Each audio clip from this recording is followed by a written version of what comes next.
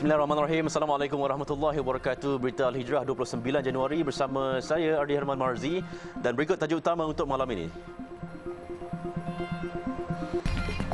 Tular wanita dipukul suami, suspek direman 4 hari. Juga kampung ibarat ditelan laut, lebih 100 penduduk hidup dalam ketakutan.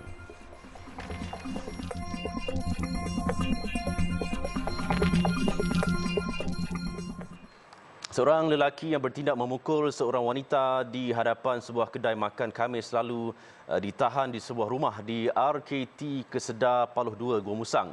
Terdahulu video yang memaparkan tindakan lelaki berkenaan yang memukul wanita terbabit yang juga isterinya itu tular di media sosial.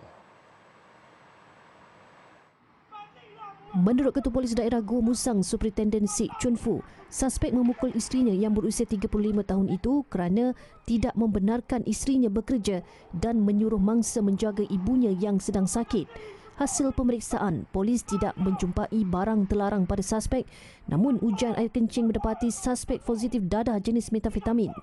Polis turut merampas topi keledar berwarna merah yang digunakan untuk memukul wanita berkenaan. Kes disiasat di bawah Seksyen 323/18 Akta Keganasan Rumah Tangga 1994 dan Seksyen 15-1 Akta Dadah Berbahaya 1952. Suspek direman 4 hari bermula hari ini sehingga 1 Februari untuk siasatan lanjut. Lebih 100 penduduk di kampung pantai Damat, Bacok hidup dalam ketakutan sejak 3 tahun lalu berikutan hakisan pantai yang berlaku semakin teruk dan membimbangkan. Masalah itu menyebabkan kediaman mereka berada terlalu hampir dengan pantai dan kerap dinaiki air. Lebih-lebih lagi ketika air pasang besar. Penduduk Rahimah Daud, 62 tahun berkata, setiap tahun kawasan kampung ini semakin mengecil akibat ditelan laut. Terbaru dalam kejadian air pasang besar Khamis lalu, hampir kesemua rumah di kawasan berkenaan dinaiki air. Mungkin memula kita sudah maya esok, kita tidur tu. Kita pun bangun bunyi degung-degung. Kita ambil lapu suluk. Ada air. Keluar kat aku, jahil. Mari jahil ada air tu, air pasang besar. Kita pun turun duduk orang. Tengok di bangunan tu, pak tu. Kita kata air besar kak. Kamu tu. Kita duduk pergi mari ada orang sebelah semari nak weh lagu mana lah kita ni ya. Lepas tu tak tahulah apa kerja kita tu kak. Kerja Tuhan tu kak. Menurut seorang lagi penduduk, Muhammad Raziman Husin, hakisan yang berlaku semakin teruk sehinggakan pondok yang baru siap dibina tahun lalu kini hanya menunggu masa untuk ranap. Lebih sadis, geran tanah milik penduduk hanya tinggal kenangan memandangkan tapak rumah mereka sudah menjadi laut. Aduan katanya telah dipanjangkan kepada Jabatan Pengairan dan Saliran JPS. Namun setakat ini belum ada sebarang perkembangan. Tengok koho sehari, koho setahun, koho berak. Hakisan dia tu memang teruk benar lah. Pokok nyung ni terbalik semua. Tiap-tiap tahun terbalik. Dia makan habis. Makan habis. Paling teruknya sejak bila? Paling teruk tahun ni. Paling teruk. Sebab dia air pasal besar kan. Teruk. Hanyalah tengok rumah. Dekat benar rumah. Orang kaki pun baru buat. Baru siap. Tengok betul tu. Bimbang dengan keselamatan terutama pada waktu malam, Hasan Abdul Rahman, 75 tahun bersama cucunya terpaksa menumpang bermalam di rumah anak saudaranya sejak seminggu lalu kerana takut dengan ombak dan angin yang kuat. Takut. Tak tidur rumah ada mana. Tak tidur mana? Ada rumah anak darah kandih. Rumah anak darah. Berapa beranak tu? Tidur 3. 3 beranak anak sore. Anak sore lepas cucu sore. Jadi mana-mana memang tak tidur rumah. Tak tidur kalau angin sikit ni tak tidur rumah. Masuk air padan dia. Baru duduk pasti kat rumah. Air apa ditiapi. Menurut penduduk, hakisan itu telah berlaku sejak 10 tahun lepas sehingga menyebabkan belasan rumah penduduk tenggelam. Sepanjang tempoh itu juga, lebih 1 kilometer kawasan telah terhakis. Sementara itu, pengarah JPS Kamal Mustafa memaklumkan pihaknya kini sedang memantau lokasi berkenaan sebelum langkah selanjutnya diambil. Seorang kerani maut selepas motosikal yang ditunggangnya terbabas dan bertembung dengan sebuah trailer di Jalan Staponal, Batu Jong Kelekrai. Mangsa Lai Chen Meng, 41 tahun, meninggal dunia di lokasi kejadian akibat cedera parah di bahagian kepala. Menurut Ketua Polis Daerah Kuala Krai, Superintendent Suzaimi Muhammad, siasatan awam mendapati motosikal yang ditunggang mangsa dipercayai masuk ke laluan bertentangan dan bertembung dengan trailer terbabit. Trailer berkenaan dipandu oleh seorang lelaki berusia 36 tahun dan dalam perjalanan dari sebuah kilang di Kuala Krai menuju Pelabuhan Kelang, Selangor. Mayat mangsa dihantar ke Jabatan Forensik Hospital Sultan Ismail Petra untuk bedah siasat.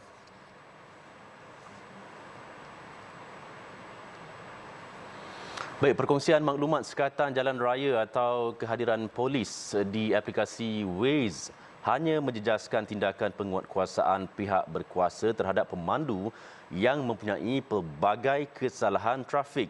Memetik laporan bernama Ketua Polis Kuala Lumpur, Datuk Azmi Abu berkata, pengguna jalan raya harus sedar bahaya yang akan dihadapi disebabkan kecuaian daripada pemandu mabuk, melanggar lampu isyarat, memandu melawan arus dan sebagainya. Justru Datuk Azmi berharap agar pengguna jalan raya memberi kerjasama kepada pihak polis daripada cuba membantu mereka yang melakukan kesalahan. Menurutnya, individu yang tidak pernah terkesan dengan musibah diakibatkan oleh kecuaian dan kelalaian pesalah-pesalah trafik tidak akan dapat merasakan keperitan dan kesengsaraan yang ditanggung keluarga mangsa. Baik, konsep Malaysia Madani perlu dilihat dan dihayati dari sudut positif kerana ia bukan sahaja melambangkan nilai kemanusiaan, bahkan pembangunan negara. Perdana Menteri Datuk Seri Anwar Ibrahim berkata, gagasan dengan nilai rahmah itu diperkenalkan memandangkan ia sesuai dengan masyarakat pelbagai kaum di Malaysia. Perbincangan tentang pembangunan, pendidikan, kesejahteraan masyarakat mesti disertai dengan keyakinan dan soal nilai dan akhlak. Itulah yang saya nak jelaskan tentang masyarakat Madani, dan kita harap bukan saja kerajaan ya, tapi ini juga badan-badan masyarakat itu melihat dari segi positif. Kan ini bukan soal politik kepartian atau partisan, tapi tentang gagasan untuk mengangkat martabat negara. Datuk Seri Anwar berkata demikian kepada media selepas merasmikan Pusat Khidmat Rakyat Parlimen Tambun di Meru, Ipoh petang tadi. Konsep masyarakat madani katanya akan mengangkat martabat masyarakat supaya mampu berdaya saing. Ia juga istimewa kerana merangkumi elemen kemanusiaan, rahmah, penyayang serta belas ihsan. Datuk Seri Anwar berkata nilai-nilai itu penting dalam menjamin kerukunan masyarakat Malaysia yang hidup berbilang kaum serta agama. Konsep madani itu katanya pernah disuarakan beliau di Jakarta, Indonesia pada 1995 ketika pemerintahan Presiden Soeharto, dan ia akhirnya diperkenalkan ketika dilantik menjadi Perdana Menteri ke-10. Terdahulu, Perdana Menteri bersama isteri Datuk Seri Dr. Wan Azizah Wan Ismail menghadiri majlis sambutan Tahun Baru Cina peringkat negeri Perak di Ipoh. Turut berangkat ke majlis berkenaan Sultan Perak Sultan Nazrin Shah dan Raja Permaisuri Perak Tuanku Zara Salim. Sementara itu, Menteri Besar Perak Datuk Seri Saarani dalam ucapannya berkata, gagasan membangun Malaysia Madani yang diilhamkan Perdana Menteri Datuk Seri Anwar Ibrahim diyakini akan mengembalikan kegemilangan dan kemajuan negara selepas mengharungi gelombang pandemik COVID-19.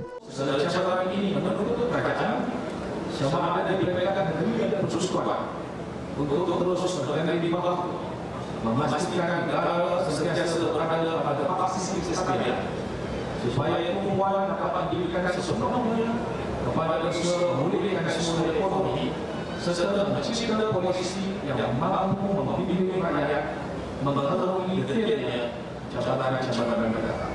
Majlis sambutan Tahun Baru Cina yang pertama kali diadakan selepas pandemik COVID-19 disambut meriah dengan kehadiran 40,000 pengunjung. Hasrat Datuk Seri Anwar semalam untuk mengeluarkan 1 juta Al-Quran sebagai tindak balas terhadap insiden membakar naskah Al-Quran di Sweden akan disegerakan. Menteri di Jabatan Perdana Menteri Hal Ehwal Agama Datuk Muhammad Naim Mokhtar berkata, bagi tujuan itu, Jabatan Kemajuan Islam Malaysia JAKIM akan mengadakan perbincangan bersama dan Yayasan Dakwah Islamiah Malaysia YADIM. Selain itu, pihaknya akan bekerjasama dengan Pejabat Perdana Menteri bagi tujuan penyelarasan pengedaran naskah Al-Quran berkenaan ke seluruh dunia. Muhammad Naim berkata, selain sebagai tindak balas terhadap insiden itu, pengedaran naskah Al-Quran terbitan Yayasan Restu itu juga memberi peluang kepada masyarakat dunia untuk menghayati kandungan Al-Quran memandangkan ia turut diterbitkan tafsirannya dalam pelbagai terjemahan bahasa. Semalam, Datuk Seri Anwar menegaskan ikhtiar yang akan dilaksanakan Yayasan Restu itu ialah cara paling berfaedah untuk menjawab kebiadaban yang dilakukan terhadap kitab suci itu. Yayasan Restu terkenal dengan penghasilan mushaf Al-Quran dan penerbitan berkaitan Al-Quran dengan reka bentuk eksklusif. Perkembangan banjir, jumlah mangsa banjir di Johor ketika ini meningkat kepada 2,524 orang setakat 6 petang tadi yang ditempatkan di 30 pusat pemindahan sementara PPS di 6 daerah. Mangsa banjir di Johor di PPS melibatkan 706 keluarga. Mersing masih merekodkan jumlah mangsa paling ramai iaitu 837 orang, diikuti Batu Pahat 736 orang, Keluang 422, Kota Tinggi 422, Segamat 92 dan Tangkak 15. Sementara itu, Sungai Endau Mersing masih melepasi tahap bahaya dengan bacaan 2.77 meter. Sementara itu di Pahang, jumlah mangsa banjir di Rompin adalah 214 orang daripada 69 keluarga yang ditempatkan di 3 PPS. Baik, sekembali nanti wanita Arab mula pandu kereta api laju.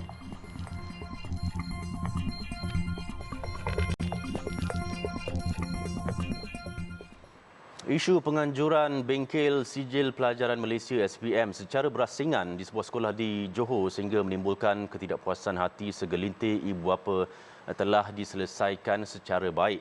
Menteri Pendidikan Fadlina Siddiq berkata perkara tersebut tidak perlu dipanjangkan memandangkan siasatan terperinci sudah dibuat Jabatan Pendidikan Negeri Johor.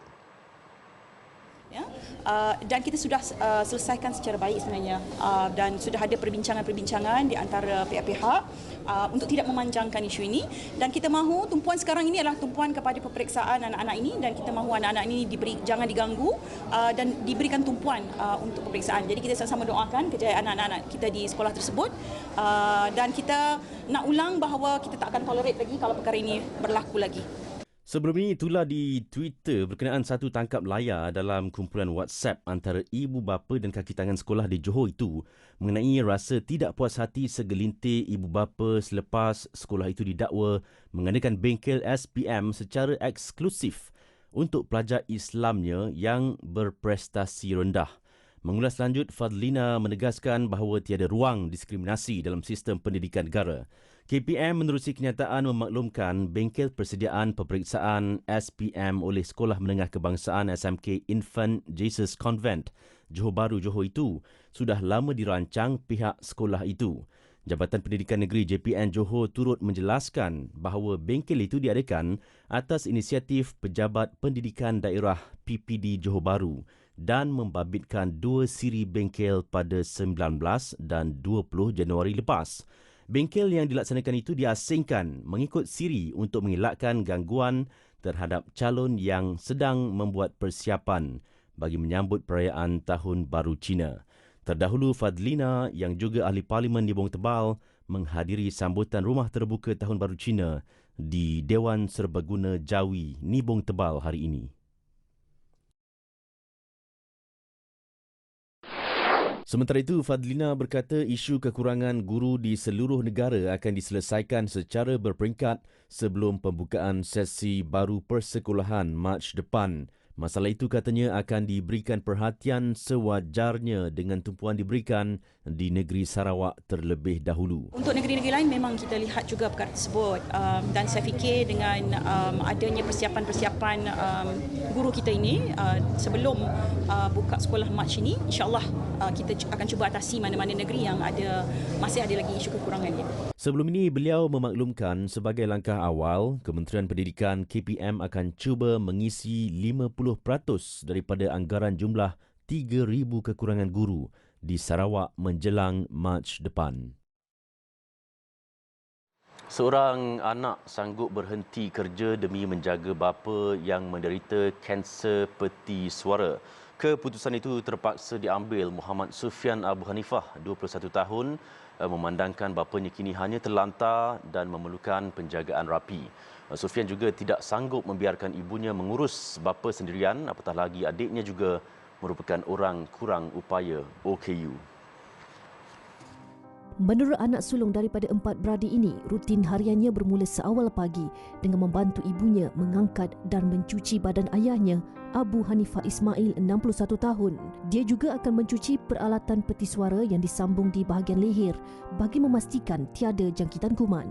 Jelasnya sebelum ini dia bekerja sebagai juru paip di sebuah syarikat di Pendang dengan pendapatan RM1,300 sebulan dan ia sedikit sebanyak dapat menampung perbelanjaan keluarga. Harapan saya untuk ayah ni, ya semoga dia cepat sembuh lah. Lepas tu cepat sembuh, macam bagi dia minta ke Allah semoga pemudahkan segala urusan-urusan dia, urusan dia dunia akhirat ni. Lepas tu yang tu je lah. Kalau macam saya ni, dah ni saya tak fikir apa lagi urusan dia ni. Saya fikir untuk bagi dia bagi dia syok apa dengan saya dulu. Lepas-lepas ni baru saya fikir untuk saya sendiri pula lah. Sementara itu, Ibu Sufian Nur Atika Said, 49 tahun, yang sebelum ini mengambil upah menjahit pakaian, tidak dapat memenuhi tempahan kerana perlu memberi perhatian kepada suaminya. Selain menampung perbelanjaan persekolahan dua anaknya, Aisyah Humaira 6 tahun dan Fatimah Az-Zahra 14 tahun, dia juga perlu memberi perhatian khusus kepada anak keduanya, Ainatul Sufiah 18 tahun yang juga orang kurang upaya OKU. Sebelum ni Kak boleh menjahit, betul Kak. Buat menjahit tu banyaklah orang tempah kan. Kadang-kadang baju sekolah 6 pasang, 10 pasang boleh jahit. Tapi dah dia sakit ni, dia terlantak ni, tak boleh buat apa dah. Nak jaga dia lah kan. Lap-lap bagi susu 3 jam sekali kan. Tak boleh nak menjahit ni. Siap-siap bertepi masak pula kat anak-anak kan. Keluarga ini mendapat bantuan Lembaga Zakat Negeri Kedah sebanyak RM500, namun ia tidak cukup untuk menampung kos susu khas Abu Hanifah yang mencecah RM2,000 sebulan. Kesempitan hidup mereka turut mendapat perhatian Persatuan Kanser Malaysia CSM yang menghulurkan bantuan katil khas kipas angin bagi keselesaan Abu Hanifah. Harga susu itu sangat mahal. Jadi apa yang kami lakukan, pihak Kanser Malaysia memberi bantuan katil untuk bagi dia keselesaan dan kita bantu memberi susu kerana susu itu sangat mahal. Jadi mereka tak mampu.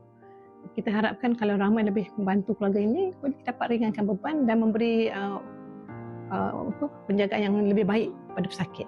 Sumbangan kepada keluarga ini boleh disalurkan ke akaun Bank Simpanan Nasional BSN Nur Atika Said seperti tertera atau menghubunginya di talian 010-7971-147.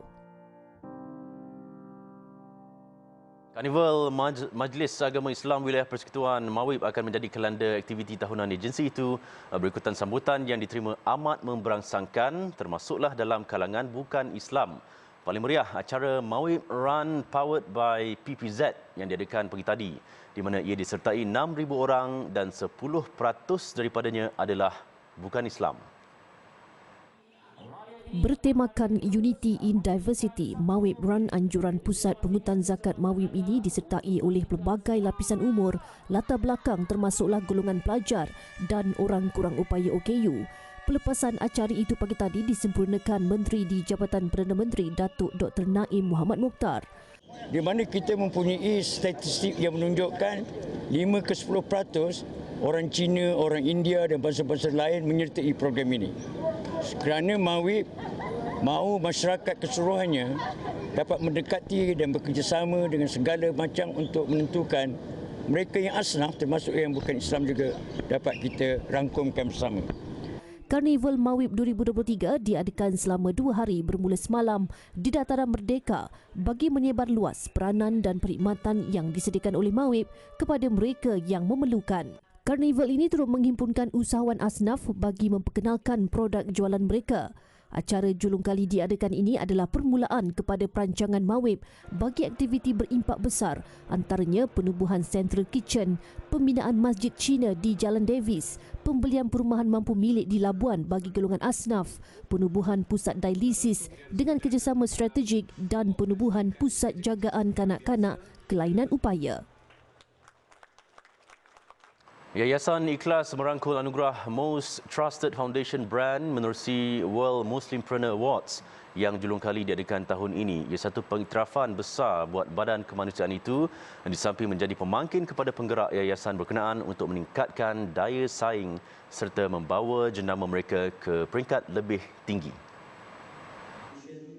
Anugerah berkenaan disampaikan Yang di-Pertuan Negeri Melaka TYT Tun Muhammad Ali Muhammad Rustam kepada Pengurus Besar Yayasan Ikhlas Bilal Jailani di Ibu Negara malam semalam. Bilal berkata penganugerahan ini sekaligus memberi kekuatan kepada mereka untuk berkhidmat demi ummah selain meneruskan komitmen mereka dalam mengangkat isu-isu kemanusiaan. Ini semua adalah hasil usaha keras dan gigih daripada Yayasan Ikhlas dan juga para penyumbang yang terus-menerus menyokong Yayasan Ikhlas sehingga capai ke tahap ini, dan kita akan pergi terus lebih jauh sehingga kita mampu membawa nama Malaysia, mengharumkan nama negara, mengharumkan nama rakyatnya sekali di medan-medan yang lebih besar. Tambah beliau, Yayasan Ikhlas sentiasa mempunyai perancangan bagi meningkatkan kualiti hidup masyarakat dan sedaya upaya membantu mereka yang memerlukan merangkumi pelbagai aspek seperti pendidikan dan sebagainya. Anugerah World Muslimpreneur dianjurkan bagi mengiktiraf serta menghargai usahawan serta jenama milik perniagaan Muslim di Malaysia. Selain Yayasan Ikhlas, ramai 33 penerima menerima anugerah mengikut kategori masing-masing.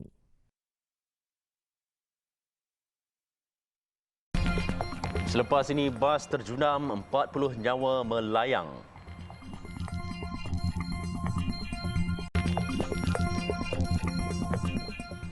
Sekurang-kurangnya 40 maut selepas sebuah bas terjunam ke dalam gaung dan terbakar di Balochistan di Pakistan.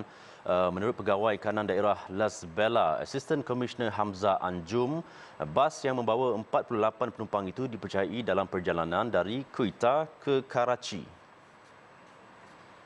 Setakat ini hanya 3 mangsa berjaya diselamatkan termasuk seorang kanak-kanak dan seorang wanita. Operasi menyelamat dan mencari baki mangsa masih giat dijalankan. Dalam pada itu, pihak hospital akan menjalankan ujian DNA bagi pengecaman identiti mayat kerana kebanyakan mangsa terbakar dengan teruk.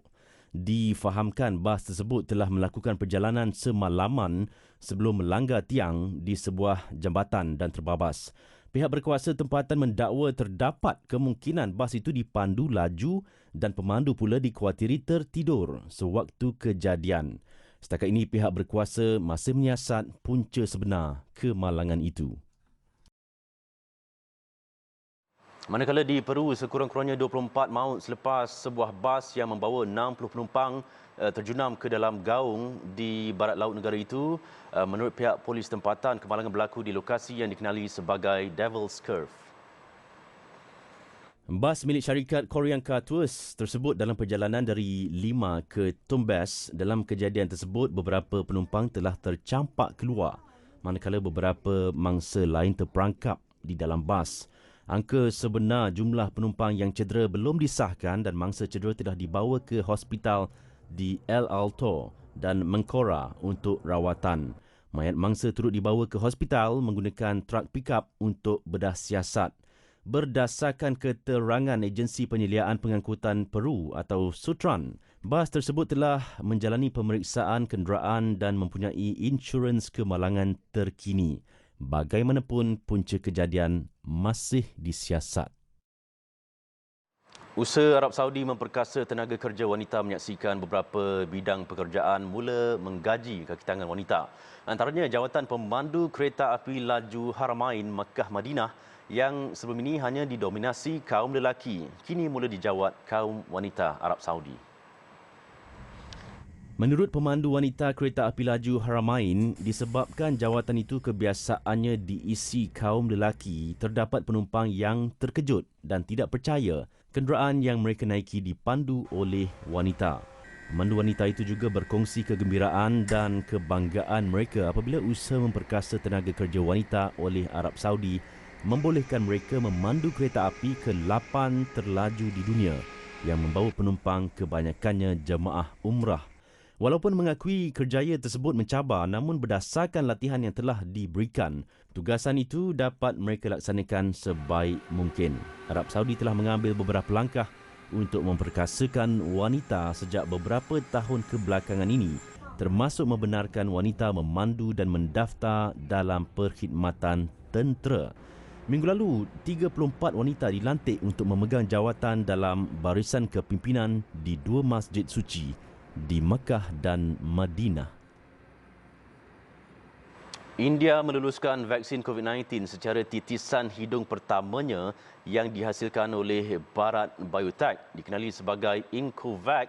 Ia menggunakan adenovirus untuk melawan jangkitan, tidak berbahaya dan diubah suai agar tidak menyebabkan jangkitan. Incovac berfungsi dengan merangsang tindak balas imun dalam tisu di rongga hidung. Pada November lalu, pengawal selia ubat India meluluskan penggunaan Incovac sebagai dos penggalak kepada individu yang sebelum ini menerima 2 dos vaksin utama India, iaitu Covishield atau Covaxin.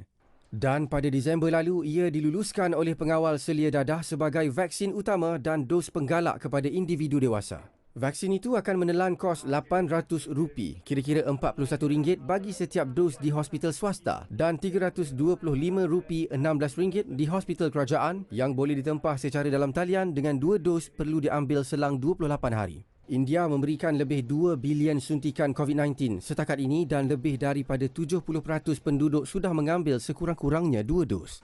Pada September tahun lalu, China meluluskan vaksin COVID-19 yang diberikan secara semburan. Malah pasukan penyelidik di UK dan AS juga menjalankan kajian terhadap vaksin semburan hidung.